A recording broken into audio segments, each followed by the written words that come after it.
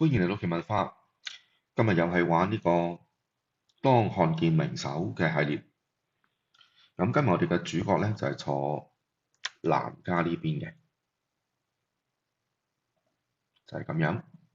我哋又係坐防守嘅第一噸嘅第三家。咁咧呢手牌咧嘅開端咧又係去呢個叫牌先啦。當家開 One Diamond 佢哋係打自然系統承諾4張嘅。咁西就叫 Two Club。咁有啲橋友咧就打2蓋1已經係逼局㗎啦，有一啲咧就只係打逼一圈。咁如果睇呢手牌嘅後來嘅設計咧，後來嘅進度咧就都唔係太大關係嘅，因為佢一路都係去到好高嘅合約，都係靚牌咁解啦。咁東呢邊咧就叫2個 Diamond。咁好多時如果Diamond 只係得5張嘅咧，好多時都係叫做 neutral 嘅。如果係平均嘅牌型，咁一係咧就係比較唔平均嘅5張 Diamond，或者甚至乎有6張 Diamond 啦。佢利用呢個叫牌機會，強調佢係有 Diamond，而唔強調佢有高花嘅紙張嚇。咁好多時都係6張 Diamond。咁繼續落去咧，呢個4個 neutral 咧就係關鍵張混叫。咁呢邊咧就話1張關鍵張即係4隻 Ace 加 King Diamond 4張或者1張。咁然後咧西呢邊就話我哋打6個 neutral 啦咁樣。咁一開出嚟咧，打咗3仔葵扇第一噸喎。咁然後就睇名手，名手係11點嘅。我哋主角藍呢邊咧就4點，咁即係15點啦。咁喺叫牌之中咧，西呢邊咧就冇限定自己係幾多點，不過佢最終去到6個 neutral，就即係唔應該我哋唔見嘅25點佢都全部揸晒嘅，係咪？因為如果佢係25點對住個12點開叫即係假設自然系統12點開叫，25加12得37，咁佢唔會係6個 no 噶啦，就係7個 no 噶啦。咁所以25點咧，我哋預期佢係可能係18到22附近啦，咁樣。咁點解講18到22咧？就大概咧，佢唔夠18就冇得望啦，係咪？18向住個12點低限，佢有6張 diamond，咁可能靠佢第6張 diamond， 18加12 30，再加第6張 diamond 有大概32，咁而且係控制好嘅18啦。咁如果我哋繼續推理嚟計咧，咁partner 咧就係25減22，咁3點最少，咁25減18 3至7點，咁咧就寫低 partner 係3至7點。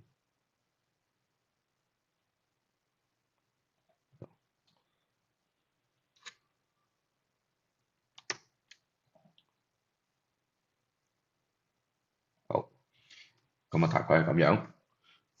咁呢個係每一鋪牌我哋當看見名手都要做嘅練習一睇到名手減一減點先，咁先至有嗰個大概方向，個 partner 有冇點力嗰種好，咁咧仲有新啲資料喎手工都好重要嘅資料喎，3仔。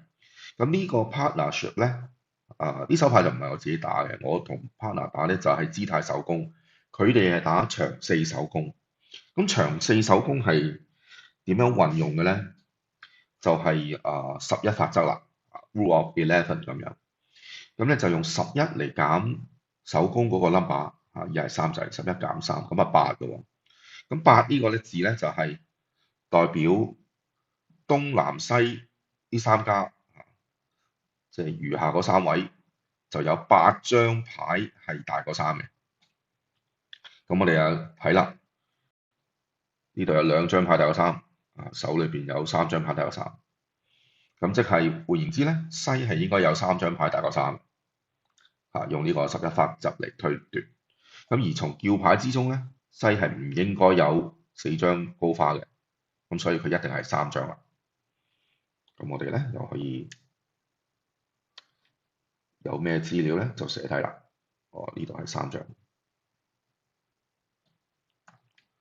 張葵扇。好，咁3張葵扇咧就好清楚啦。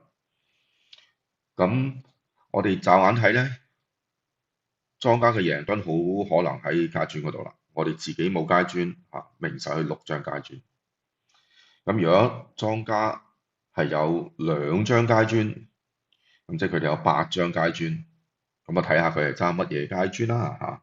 有時可能如果佢哋係8張，我哋 partner 有5張咧，都有機會擋到1次甚至2次如果佢打得唔好，咁就即係莊家嘅贏墩咧，可能喺5至6墩都喺階磚嗰度。咁啊一開始就已經知啦。咁而呢個如果莊家係有3墩咧，3張階磚咧，就即係 partner 得4張啦。咁啊睇下 partner 係揸乜嘢啦。咁呢度 Ace Jack 9 7咧，如果 partner 揸嗰啲唔係 King Queen 咁樣咧，都會被莊家飛死晒佢啲階磚嘅。呢度全部啲中間張都幾靚。好，咁我哋咧，由於 partner 係3至7點，咁啊幻想一下佢哋啲3至7點應該係邊度對我哋最有利咯喎。咁如果攻6無將咧，一般情況就好少可 Ace 葵扇攻呢個3仔葵扇嘅，即係好夠膽咁樣攻完個 underlead 咗隻 Ace，然後隻 Ace 食唔到，咁咪好奇怪啦。咁所以我哋暫時個初步印象咧，由於北家又冇 King 又冇 Queen，而又好少自己就咁就 Ace 帶頭嘅5張葵扇嚟打3仔咧，我哋差唔多可以預期咧，西係揸 Ace 葵扇啦。咁咧，既然係咁咧，我哋暫且寫住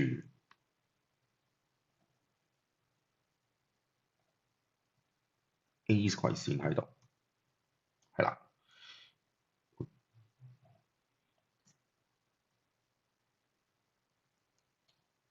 咁點解我用第二個顏色咧？呢個咧係推理，未係好肯定嘅，佢唔係必然需要有嘅，即係嗰個信心係冇頭先3張咁有信心嘅，因為呢個都話唔埋北家係可以揸 Ace 葵扇呢3仔嘅。我哋呢位北家呢個橋友咧，有時都做一啲奇奇怪怪嘅，暫時都未知，但係就推理上咧就唔係好似北家揸 Ace 葵扇。咁又繼續行落去，咁頭先我哋分析咗一轉階磚嘅情況，咁莊家有5至6墩，咁然後咧紅心嗰方面咧，我哋有 Queen 9，而莊家係唔應該有4張嘅。咁換言之咧，4 4咁有8張啦，5張唔見人咧，可能紅心可能係3 2或者2 3咁樣嘅咁我哋就繼續推理落去。咁西呢邊咧係唔應該有4張階磚嘅，因為佢冇做呢個 inverted minor 反低花家叫。咁所以咧佢嘅牌型咧係應該係三乜嘢三乜嘢啊？可能係3-2-3-5，或者3-3-3-4，或者3-2-2-6咁樣，類似呢啲咁樣嘅分佈。好，咁我哋初步嘅概念係咁樣。咁如果呢手牌 partner 揸3-7點大牌點，究竟喺邊度最好咧？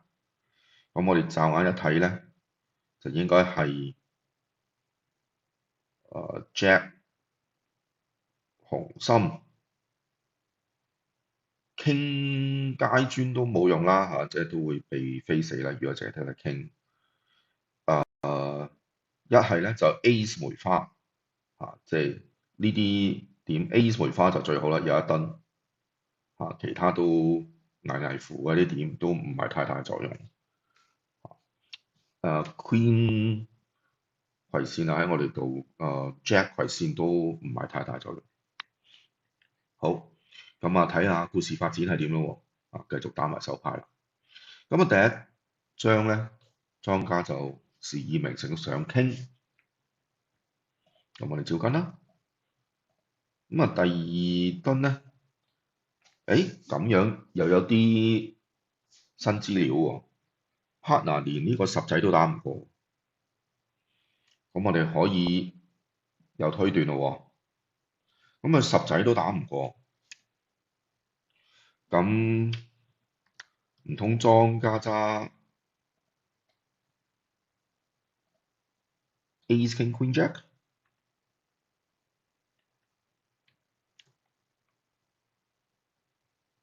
咁犀利啊！莊家揸 Ace King Queen Jack 嘅梅花，咁如果係咁計咧，咁啊大件事咯喎，即係6個 no 床就冇乜希望打死咯喎，佢又有 Ace 葵扇，又有 Ace King Queen Jack 梅花，係嘛？咁即係 partner 係 Ace 紅心咁咯，即係佢如果缺一隻 Ace 嘅話，Ace 紅心，咁我哋都冇乜辦法嘅喎，我哋攞唔到主動權，係啦。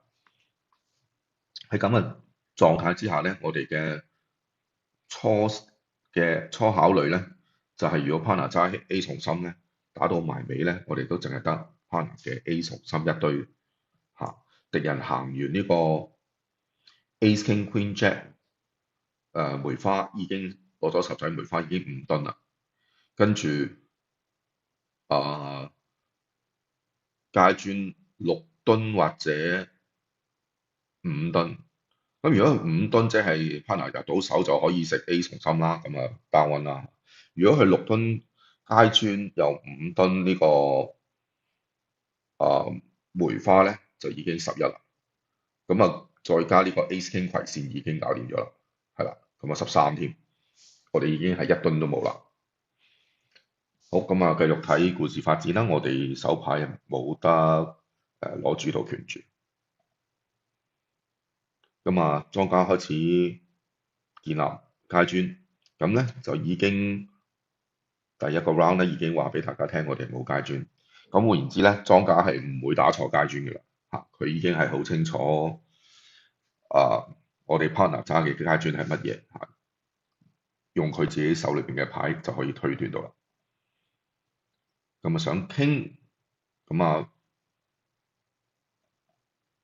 然後再行一轉階磚，咁啊4仔8仔9仔過係好正常啦，因為我哋頭先已經話咗冇階磚啊嘛。咁然後咧，莊家咧就用紅心 Ace 過去，然後打階磚。咁呢下咧，我哋就會發現，如果真係如我哋頭先嘅推理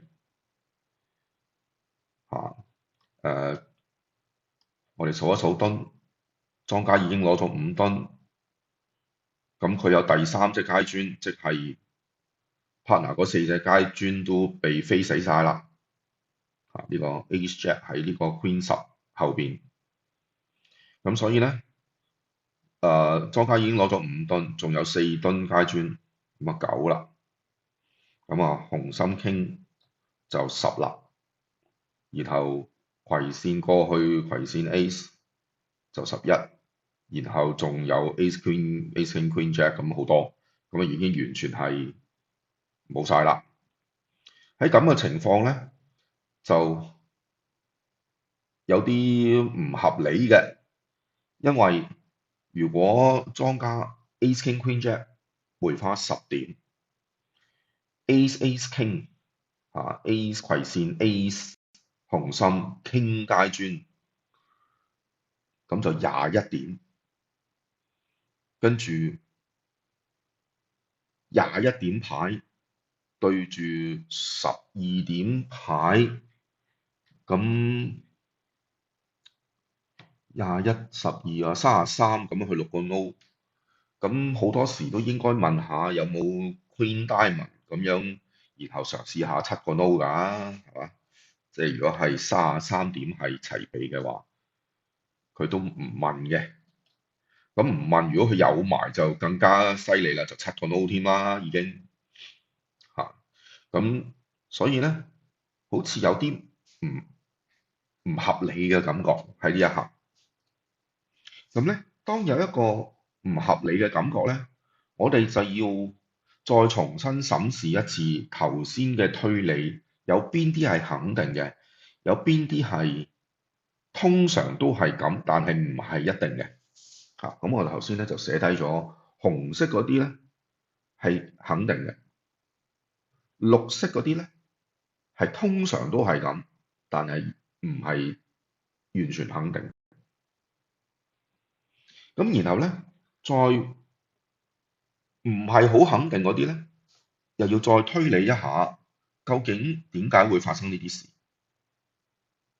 咁如果 Ace 葵扇原來唔係喺西家呢邊嘅，假設係北嘅，咁就好過癮。呢一刻咧，如果莊家再打綠仔過嚟，食晒啲階磚，食埋隻 King 紅心，就算揸住 Ace King Queen Jack 梅花咧，佢都冇進手食翻㗎啦。因為如果 Ace 葵扇係喺 partner 嗰度嘅話，咁所以係唔會咁樣打嘅。呢一刻唔會打綠仔階磚，係應該食晒啲靚梅花先至行階磚攞6噸，即係 Ace King Queen Jack 梅花攞晒，然後先至行呢隻階磚。Ace King Queen Jack 就墊鬼晒呢啲高花添，亦都係可以 claim 餘下嘅噸。咁佢冇咁樣做，好明顯嘅世界佢都冇咁樣做。咁所以咧就唔應該係又揸 Ace 又揸 Ace King Queen Jack。咁又好奇怪，頭先第2噸嘅時候10仔帶過北又冇打到隻10仔，咁又係啦。如果北係有一隻 King Queen Jack 梅花，又有 Ace 葵扇，喺嗰一刻都應該係打咗隻10仔，然後食 Ace 葵扇就已經2噸 down one 啦，係嘛？佢當時又冇咁樣做喎，咁個可能性係點樣咧？就應該係北呢邊咧係忍讓咗隻 Ace 梅花，呢個係只能夠咁樣推理出嚟。佢揸 King Queen Jack 隨便一張都冇咁夠膽10仔都唔食嘅。就算有時有啲牌手中意傾3隻，第一張唔食，跟住第2張人哋再飛嗰陣時先食，咁係可以嘅。但係今鋪咧，明手係得1張梅花，佢唔應該預期有第2張梅花食嘅。如果佢有傾，就應該係頭先一開始就衝出去食。咁唯一可以忍讓牌嘅咧，只有 Ace 嘅啫。咁我當然唔係好太清楚點解佢要忍讓隻 Ace。即係如果係咁嘅情況，咁亦都話唔埋西家叫牌比較保守，所以33點實在嘅都唔試7個 no。原來其實我哋係13噸都輸晒俾人，都唔緊要。咁但係我哋係始終都係從呢個生路嘅方向諗，一路都係諗點樣打低佢哋嘅6個 no 咁樣。咁而家由於莊家已經出過紅心一次，紅心 Ace 出現咗，我哋隻 Queen 係喺隻 King 後邊咧，Queen 紅心咧係有機會攞一噸喎，發展到呢度。咁而家咧，我哋再諗假設我哋如果 Queen 紅心真係可以攞一噸入到手，應該第2噸牌喺邊度咧？咁我哋係唯有寄望喺梅花嗰度，係啦，因為我哋以上嘅推斷咧，梅花好勉強嘅可能性，北都仲有機會有 Ace 其他咧就葵扇，如果北有 Ace 咧就再奇怪一啲，所以喺叫做兩邊都唔係好似嘅情況，都係北家揸梅花 Ace 嘅機會大少少。咁咧，我哋就朝住嗰個方向進發。咁就好明顯，而家莊家咧就會連行4張 diamond，我哋係要留住最後4張牌。咁既然我哋都推斷咗，北係有葵扇 Ace 或者梅花 Ace， 而且係應該係梅花 Ace 嘅，咁我哋一定要留住一隻梅花啦。當紅心 Queen 入手，梅花就可以打過去，讓呢個 partner 攞梅花 Ace 咁。咁紅心就一定要留2隻啦，係嘛？我哋一定要留住隻保鏢喺隻 King 後邊啦。咁所以咧，最後嗰4張咧就應該係留一隻葵扇 Queen、紅心 Queen 9，然後一隻梅花咁樣。咁就係行呢4噸牌，應該抌晒其他嗰啲，就留住頭先我所講嗰4隻。咁當打起上嚟嘅實戰嘅時候咧，我哋南家嗰位橋友咧，應該係一開始第2噸10仔梅花嘅時候，北都打唔過嘅10仔咧，就認為梅花完全冇晒前途啦，所以就抌晒所有梅花又或者冇數得太清楚，要諗嗰啲好細嘅機會發生嘅，咁佢覺得冇希望，其實係到呢一刻有啲即係可能係放棄咗手牌嘅感覺咁就留咗最後4噸咧係呢幾隻。咁其實咧紅心留第3隻咧係冇乜意思呢個時候留住一隻梅花咧就有啲機會。咁咧莊家喺呢一個時間咧就打咗隻3仔紅心。咁換言之，我哋一定要上Queen 啦如果唔係西嗰邊出隻 Jack 咧，咁就已經齊晒噸。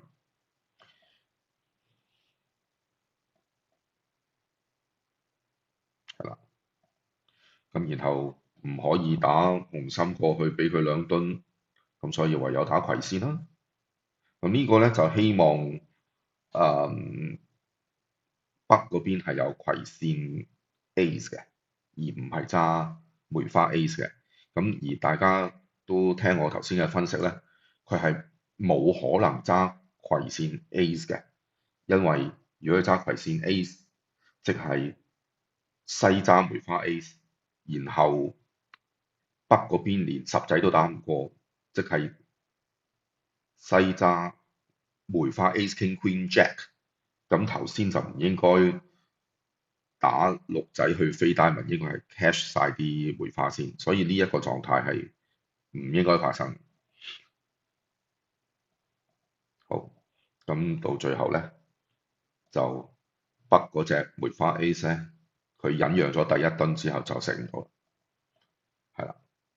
咁莊家就12噸。咁其實咧呢手牌咧就有好幾個可以討論嘅點。咁莊家其實都打牌嘅路線有啲奇怪。一開始其實手牌係比較容易打，特別係街磚係通嘅時候，一知道街磚係通咗6噸之後咧，手牌係非常之容易打。我哋先睇莊家嗰個眼光，高花咧就 Ace King Ace King 咁有4噸。如果階磚有6噸咧，就其實已經係10噸牌。梅花就 King Queen Jack 10，咁所以係頂嗰隻 Ace 出嚟之後就3噸，就13噸。咁當然你頂到隻 Ace 就即係得翻12噸。咁其實好簡單。如果係階磚一通，知道一階磚通嗰下咧，就頂隻梅花 Ace 就已經係12噸，已經唔需要再考慮啲乜嘢。咁咧，即係佢喺咩時候應該就會知咧？就我哋再重複做一次。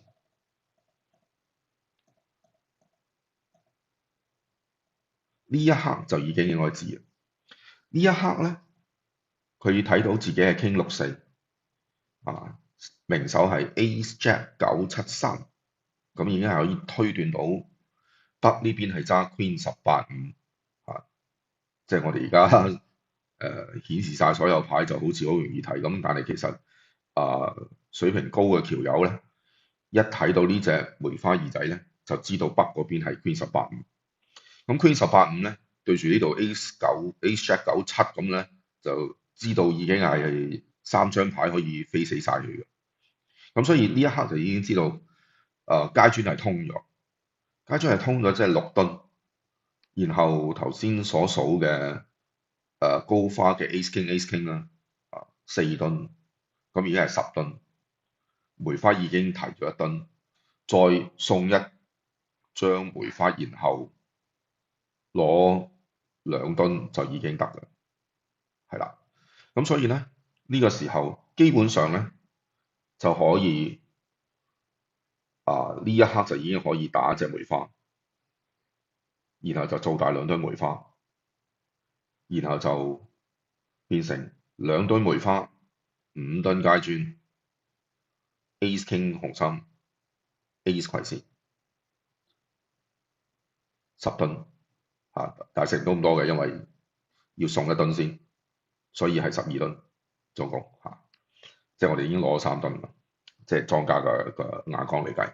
咁所以其實本身咧，莊家呢手牌已經係打實咗，即係佢唔應該即刻就走去飛階磚，即係要喺呢個用晒啲 entry 之前，要建立梅花啦。最主要係要建立梅花因為打下竟然俾咗一個缺口防守，有機會打死綠毛將嘅咁呢手牌就莊家打得唔好，然後防守個北咧第一下唔食啫梅花10嘅時候咧，其實係有權輸晒13噸，不過都唔係好緊要嘅個輸晒13噸係莊家好似神機妙算，識得飛隻紅心 Queen 9咁先至得嘅啫，乜當佢唔係咁犀利。咁北唔食呢隻 Ace 係有啲奇怪第2噸。咁然後莊家唔頂出呢個梅花，又係有啲奇怪。咁跟住又影響到藍家，好似認為梅花又冇希望，乜鬼都冇希望，咁留晒啲3張紅心，1張葵扇頭先。咁亦都係影響到呢手牌咧，明明莊家有12噸，防守就得1噸咁樣。然後咧打下就防守有2噸，跟住個藍家又唔數清楚，又留錯牌，又送翻1噸，所以又變成呢個莊家又有翻12噸峰迴路轉咁樣。好，咁咧今日呢手牌就嚟到呢度。我想同大家講咧，如果識得我嘅橋友都知道咧，我係好中意打爛啲嘅牌嘅，即係例如藍家呢啲牌。咁點解咧？其實係一個心理質素嘅表現嚟，因為一般人揸住爛嘅牌咧就冇心機打。咁咧當然揸住爛嘅牌冇心機係人之常情，但係佢偶然有一次咧係會做到，你俾心機嘅話會做到一個分別出嚟。咁係喺呢個敵人最容易疏忽嘅時間，我哋俾心機啲打咧，係喺呢一個位咧係最容易係最有機會可以贏對面嗰台嘅成績嚟嘅。即係假設我哋坐南家，每一噸都數得好小心，最拉尾留牌嘅時候留葵扇兩隻紅心一隻梅花，咁咧呢手牌就突然間敵人6個 no from，由於莊家打錯咗路線，我哋又擺足心機落去咧，就可以令到佢 down one。咁呢一手牌咧，就假設我哋個teammate 另外嗰邊就打到自自然然打到6個 no，而我哋打得死呢一台嘅6個 no 咧，個今場個IMP 嘅比分咧就會好高噶啦嚇，所以睇到爛牌唔好灰心，越爛嘅牌越俾心機打嚇，因為最容易敵人坐藍嗰邊揸住咁嘅牌就已經發緊夢噶啦嚇，咁我哋咧就揸住爛嘅牌都十足精神，咁就係最容易可以贏到對面嘅一個位嚟嘅嚇，咁今日嘅分享咧就到呢一度，下次再見啦，拜拜。